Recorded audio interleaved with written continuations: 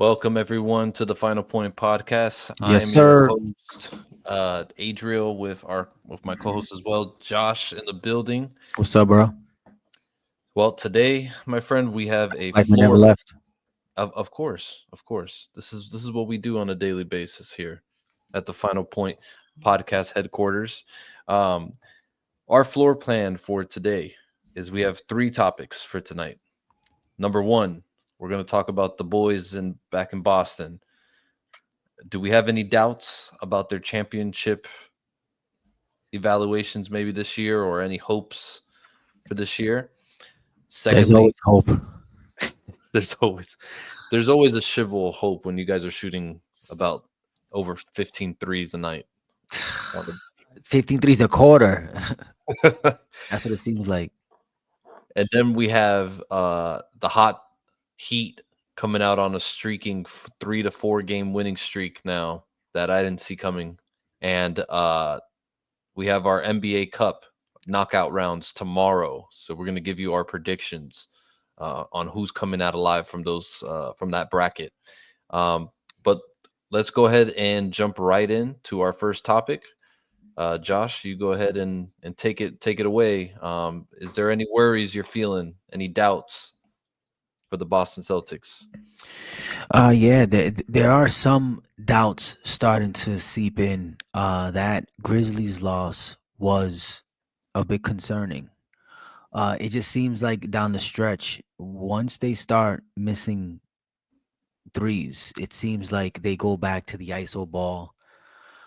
We even saw Drew Holiday get involved towards the end and hit some big shots, which is not typically for Drew Holiday. But when your stars are missing big shots down the stretch, it's sort of like a panic. And it's good to have a Drew Holiday, a Derek White, but when they're and listen, shout out to and it's huge that we have KP back. Shout out to KP, man, because it gives us another option when everything breaks down for us, which that happened in the Grizzlies game. But overall, 10-3 at home, 8-2 in our last 10. I think they can do it, but we got to start asserting that same dominance that we were showing last year when we were just blowing teams out and teams that we were supposed to be, we were beating.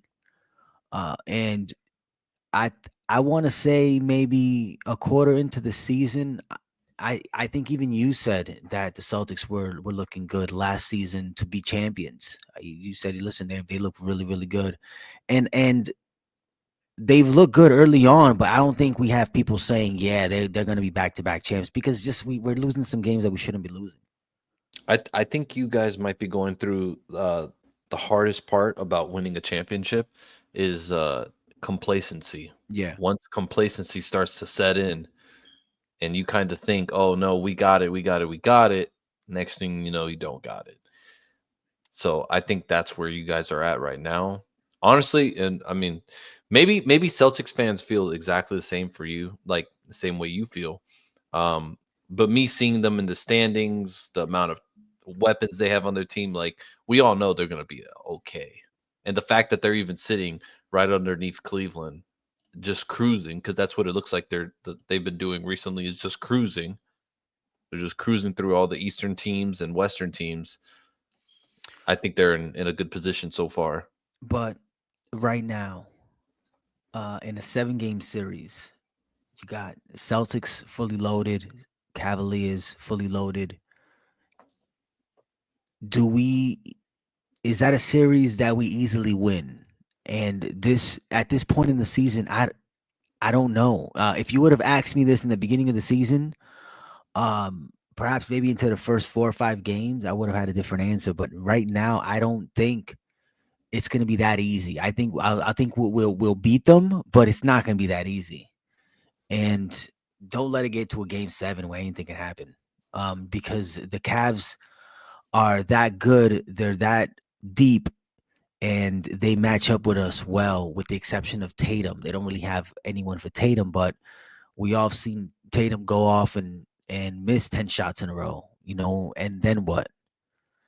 So um I think they can go back to back, man. They just got to stay locked. They got to stay locked in, and stop losing these games that we should. I mean, no disrespect to the Grizzlies, but we should be beating y'all by like 20. I mean, what are we doing? Hey man, John Morant. I mean, yo, did you see that dunk that No, Ja had when, yo, dude? after saying he wasn't gonna dunk anymore, But he didn't really dunk it there. He cocked it. He kind of clutch. He kind of did the he whole double double clutch clutched thing. it. Hmm. Yeah, and he didn't really hang on the rim too much, man. But dude, it's ridiculous. And then I mean, to do it to us at home is just so fucking disrespectful, man. I'm Fucking Ja. I was a Grizzlies fan for like 0.1 second. That's okay, man. That happens a lot. There was a lot of Grizzly fans during that game, I think. Who Is that crazy? Does that mean that we're still the top dogs if in situations like that you just happen to be scrolling through and be like, wait a minute, the Grizzlies about to beat the Celtics? Yeah, I'm gonna watch this, right? I mean, you guys are gonna go through a lot of tough games. Excuse me, a lot of tough games because you guys got now the bullseye Hmm. over your heads. I mean, you Yeah. guys are the champions, and anyone that plays the champions is going to step up. Even the worst teams in the NBA, they're going to step up, which I think we already kind of saw that with uh Jokic losing to the Wizards after dropping like nearly 60 points, 60-point triple double. Uh, you know, these lower level teams, and that's another thing. I think we were talking about that earlier off the podcast. Is a lot of these teams, man, like even the worst teams, there is talent there. The NBA is talented right now. Dude, there's only 400 jobs, if I'm not mistaken. 400. And every single season, there's at least 50 to 100 new players coming in, so not only are there good players, but even the veterans that are there, they didn't listen, they're not losing their spot to no up and coming youngster. That's not how that works.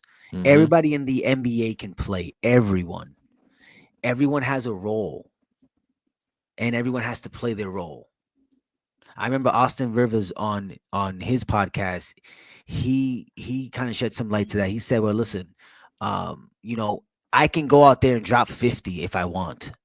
I mean, I don't know if he could do that in the NBA, but I don't know if he could drop 50. But meaning he can go in there and he can go out and score a lot. And um, the reason why he doesn't do that is because he's a role player. He's like the coach will tell him, listen, you're not getting 5, 10 shots this game. You're getting about three. So that's just how it works. It depends what role you have. Yep. Yeah. So let's. I guess is a question for you. Lastly, about the Celtics would be: have you seen anything lately that shows it could be a growing problem in the future for this season? What do you mean? Anything specific that you've seen from your team that you have like the biggest concern about that they just keep repeating over and over again so far? It's pretty clear to me that we are one. Well, I mean, this is something that you really can't help, but it seems to like we are one injury away to either Jalen Brown or Tatum to for this thing just not to work. They need every single player on that team. They play a pivotal role for that team. So if one of them are off or one of them is injured, it just doesn't work against the top teams in the NBA. I mean, like OKC, we have to be 100% for them. Yeah, You especially a team know, like I OKC. mean, we got to be at 100. So no, we shoot a lot of threes, man. But that's Joe Mazzulla ball. That's what Joe wants them to do. I'm not sure how true that is. I haven't spoken to Joe myself, but there's that's what they're saying, that he wants them to shoot a lot of threes. It's a bit excessive sometimes, man. Sometimes I like Jason Tatum forgets he's 6'10". Like, dude, go down Yeah. there and body somebody. Go get a mid range jumper. Get to the elbow. get that little mid going. But I mean, it's just everything is threes, and when you're down 15 and 20, it's become easier in the NBA. We've seen a lot of comebacks because of the The 3 point excessive three shot. ball. There's been a lot of comebacks because that's that if you're gonna, I mean, three's better than two, but p- the Celtics forget about the twos, man, and yeah, hopefully towards because they did such a good job last year of knowing when to stop shooting. That Hmm. was one of the biggest strains and one of the biggest adjustments that Celtics team made was knowing when not to shoot and knowing when to pass the ball and swing that ball around over to the to the strong side. Um, and they're doing that, but not lately. Hmm. Well, I guess we're gonna just have to monitor them as the season goes by to see if what you say is true, if the repeat year is upon us, if this is a Boston Celtics era Well, that is I'm upon us, sure the Heat are gonna have something to say about this back to back thing.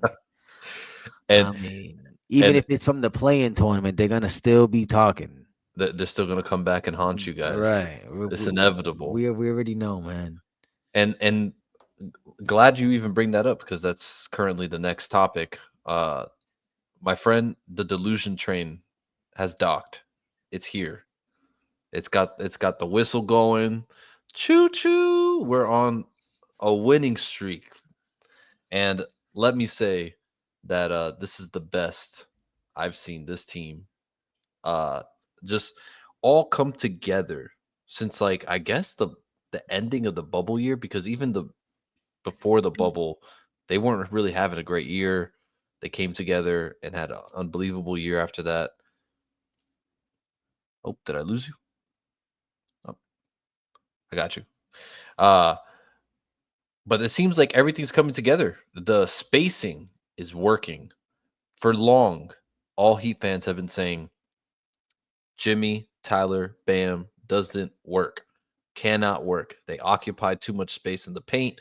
Doesn't work. It doesn't work. I think we're starting to see the complete opposite of that now. It works, and it's working great.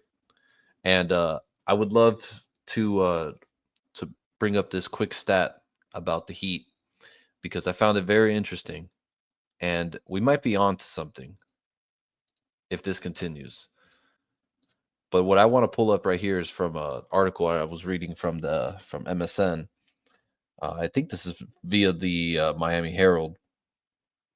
Right now, defensively, my friend, we are now a fourth best in the league among 30 teams at a 105.6 with this starting lineup that we've unleashed to the NBA world, which is Jimmy, Bam, Tyler, Duncan, Haywood Highsmith.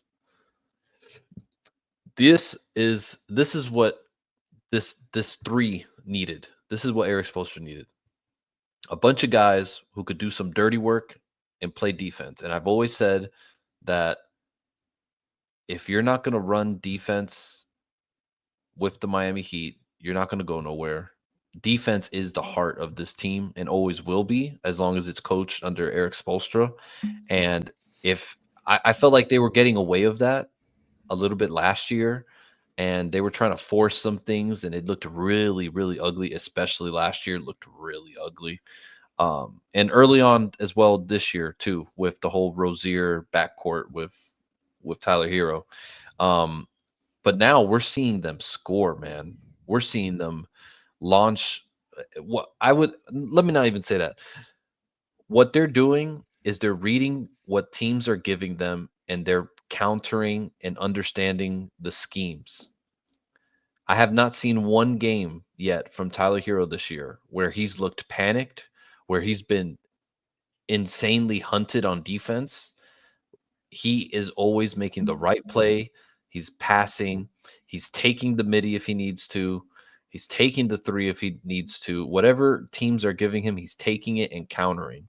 Um, and I feel like right now we're on the cusp of uh, the maybe not yet. I'm not gonna go full delusion train yet, but Dude, we're that all thing, boarded inside the train right now, that and thing is we're about going. to leave the station. We're right about to leave the station right now.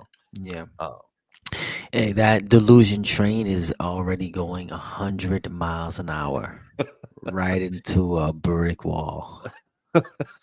we're we're Um, one injury away from right into a brick wall.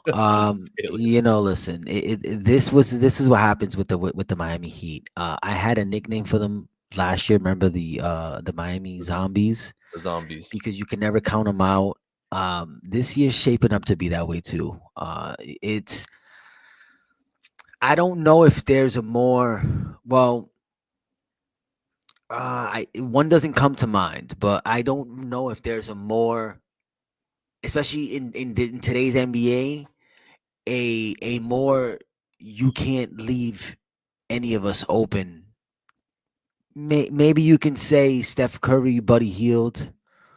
Um, they can shoot that three at a high clip, but I'm talking about a point guard shooting guard combo like Tyler Hero and Duncan Robinson, that you can't leave them open. And you got Jimmy doing what Jimmy does, basically providing the offense that they may need, mainly mid ranges. Jimmy's good at finding those pockets, and getting that little quick little jumper up. But Hero and Butler, man, I mean, they are showing that they are a legit backcourt. 6'4", Robinson's all of 6'6". I mean, he's tall and he's lanky, and they got triggers, man. And listen, they've been pulling them this season. They've been pulling them at a high clip, and when they're hitting those, and you got Tyler, been multiple games where he just goes unconscious, man, and it just goes to show you that the Heat is still here. We forgot about them. I forgot there was even a fucking team in Miami, to be honest with you, the past couple weeks. But it is good to see that, okay, we do got this thing going again. The Cavs are still more of a threat, in my opinion, than the Heat. If the Heat continue to go like this, if I say they're not a threat, it's just because I don't want to acknowledge them, because clearly they've beaten us before, clearly with different teams. But uh, they're looking good, man. If they can keep it up, this is interesting. They're gonna make it interesting. They're not gonna go out without a fight. Yeah, they would never tank, or they would never, I I knew they weren't gonna tank. yeah, that I don't think this team would ever, and I mean ever tank. I just don't think so. But um, I think what's giving me more hope now is that the defense is coming into play, and I mean, from what we saw against Cleveland last night, I mean, we saw frustration. Uh, we saw. I mean, I don't. It really must have been a really off night for Donovan Mitchell. The But dude had like 2 points in the third quarter. That's not normal. right, but listen, one thing that he can do really well, if you don't have five shooters out there, the Heat will make you pay for that. And Donovan Mitchell, I don't know how many points Donovan Mitchell showed up. I mean, ended up with, but I know he didn't have a big night. I'm pretty sure he ended up with like 12 Yeah, at the end. not sure how he did, but the Heat like to take that away from you. So, um, they match up well versus the Cavs, and that's good news for us, because this is what I would like to see happen. I would like to see the Miami Heat beat the Cavs for us in the playoffs, and then we will dismantle the Heat. That is going to be the plan that I'm speaking into fruition if this thing keeps going the way at the rate it's going. We'll have to at least have the Bucks to deal with, or the Knicks, but we're hoping that um the Heat kind of stay in that seven range. Where you'll end That's up usually facing the two. We'll yeah. have the number, or if you know what, if the Cavs end up with a better record, because I don't think the Celtics care about the record at this point. As long as they're up there and they have a high seed. But maybe if you guys float around the eighth and you guys meet them, You guys have a good little series, and they beat you beat them, and then we'll get rid of you guys, man. That works out great, man. It worked out great last season. I think if they keep playing like this, they could probably reach 6-5 seed probably because I mean realistically, we probably don't think Atlanta's going to be in that spot long or for a while. Do you think Atlanta's a fluke? I don't think maybe Atlanta has really good pieces. They got good players. I just don't know if they can sustain what they got going on. Can they win? Can they stay in this out of the play in? I don't Yeah. know. I don't think so. Uh but even if so, I don't think they're going to eliminate any of the top leaguer teams like the Bucks. I mean, actually, you know what? I can actually see them beating the Bucks somehow. I don't know how, but somehow I could see it happening. Um, but the Cavs, no. Uh, Magic, maybe if Bankero's still not 100% and whatever happens with Franz. Um, the Heat, definitely not. Uh, they wouldn't last, and they definitely wouldn't last against the Celtics. Hey, which I don't know what topic we have next, man, but I did want to touch on real quick what the Western Conference Finals would look like, or what a Western Conference, what a Western playoff matchup would look like with Grizzlies and OKC, man, because we forgot about the Grizzlies, man. We should have next episode, man. We're gonna touch on the Grizzlies a little bit more. Just Give them some shine. why is John not getting some MVP love, man? And hopefully that whole stigma with him is done with at the end of the season, man, because we're seeing it right before our eyes and no one's even talking about it. The Grizzlies were horrible without him last season. They were straight horrible. Actually, right before we jump into our NBA Cup predictions, why don't we just quickly FIFA. yeah, well we'll we'll quickly touch on that real quick. Uh about about the whole thing with John Morant. And to the people on the internet, I want to just say right now,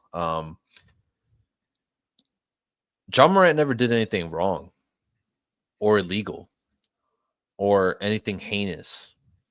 Yeah, you can make the argument that the NBA is a business and it's viewed by a lot of young people and you want to set a good role model, but at the same time, NBA players are humans. They're people just like me and you. They have, they do mistakes and bad ideas and everything all in between. But honestly, guys, like, what are we talking about? I mean, what did he break? Like, what type of law did he really break? You know what I mean? Like, out of anything that's been, let's say, controversial with most athletes, is this really what we're picking to draw stigma to against his character? He didn't do anything wrong legally, which is why he's not in jail. But or he doesn't have a charge. What he did was violate the league's rule for behavior and conduct. Just like with any sort of corporation, even with my job, we have a strict guideline of rules that we have to abide by.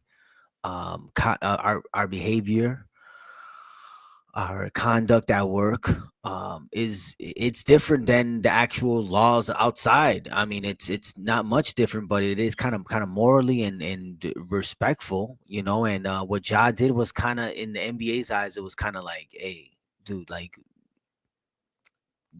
why are you making us look like that? You know what I mean?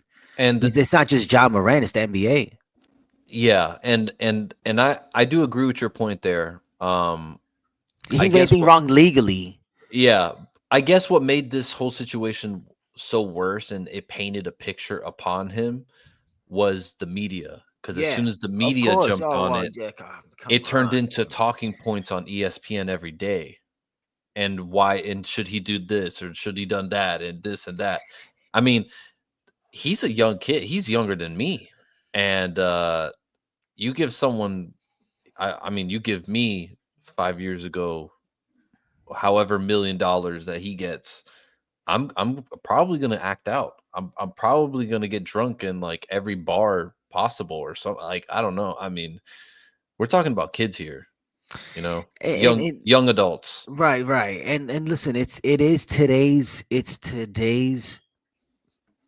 uh you know technology.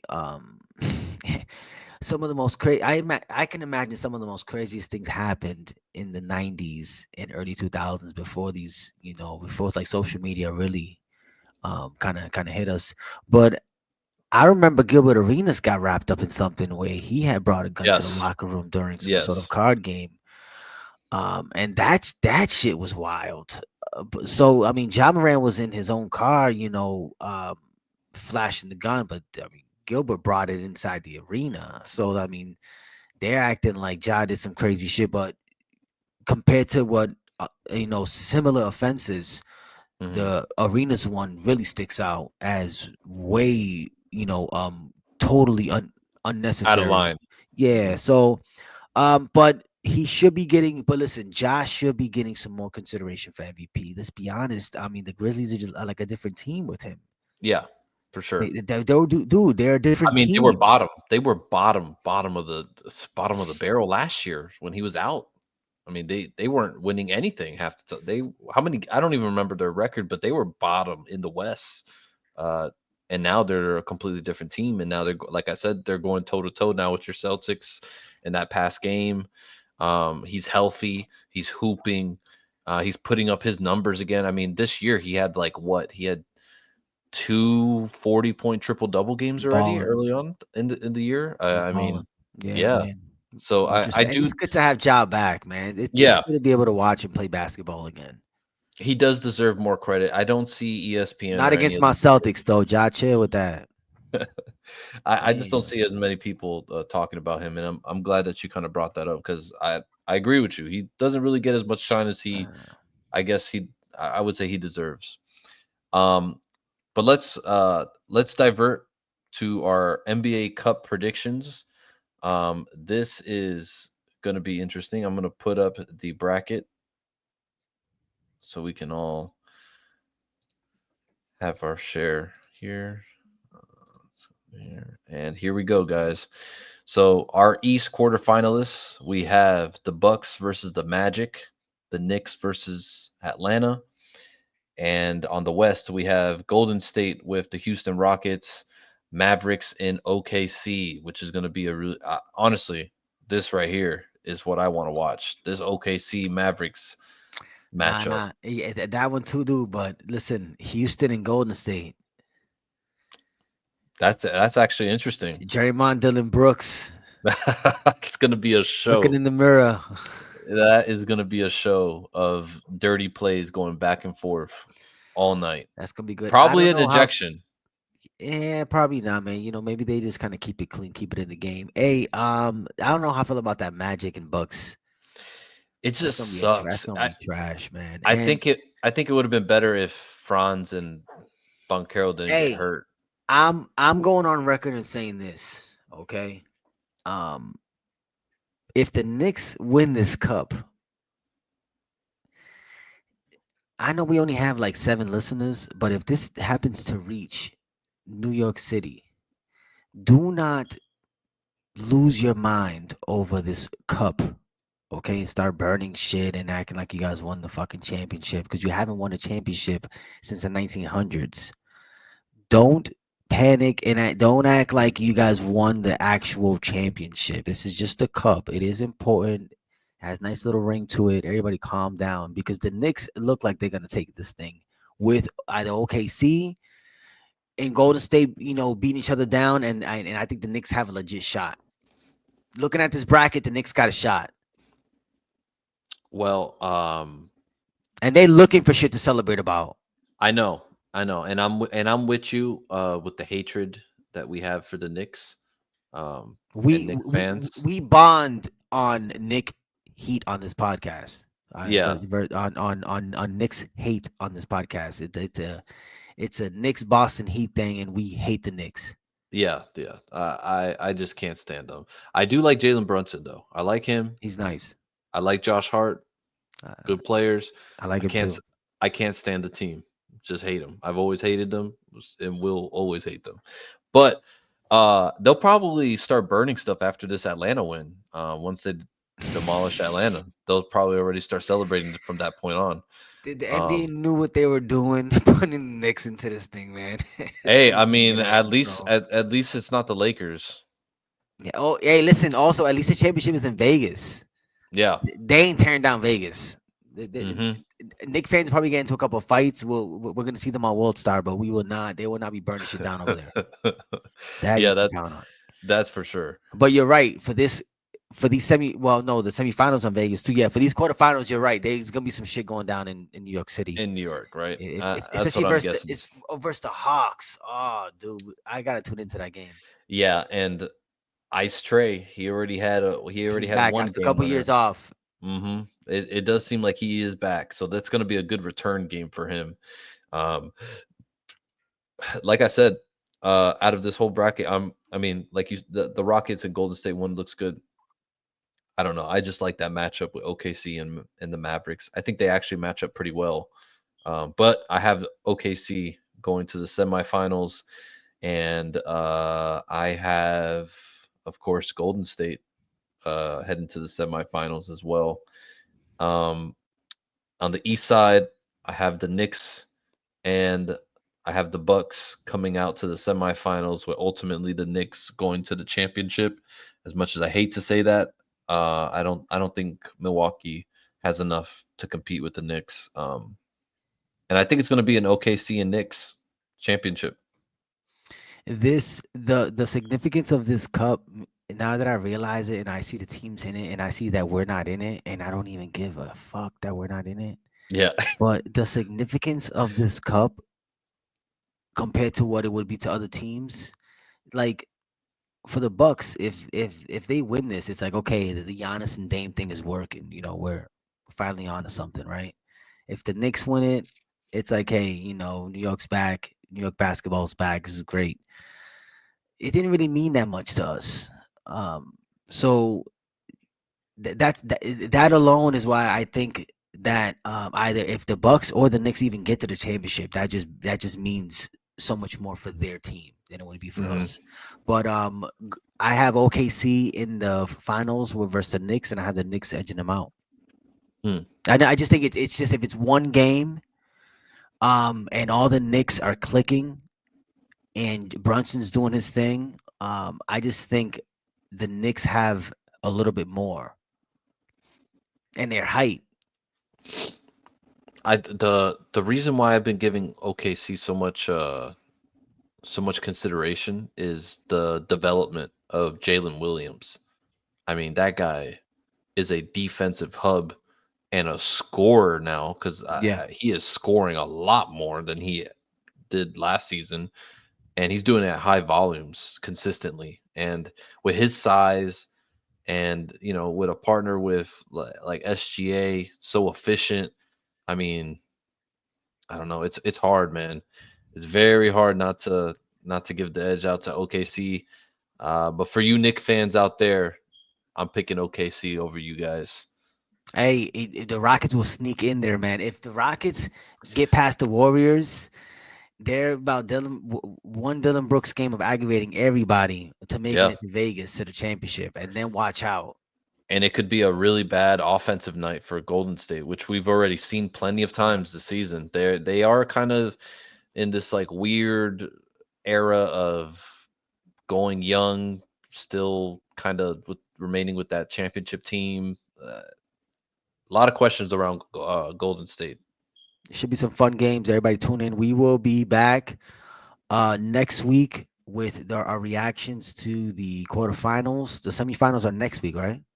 Well, these games are starting tomorrow. Right. Yeah, the quarterfinals is Um, tomorrow. yeah. So yes, the semifinals should probably be like next week. Okay. All right, guys. Well, thank you for tuning into the Final Point podcast. Hope you enjoyed the show. We will see you guys next time. Peace. Out.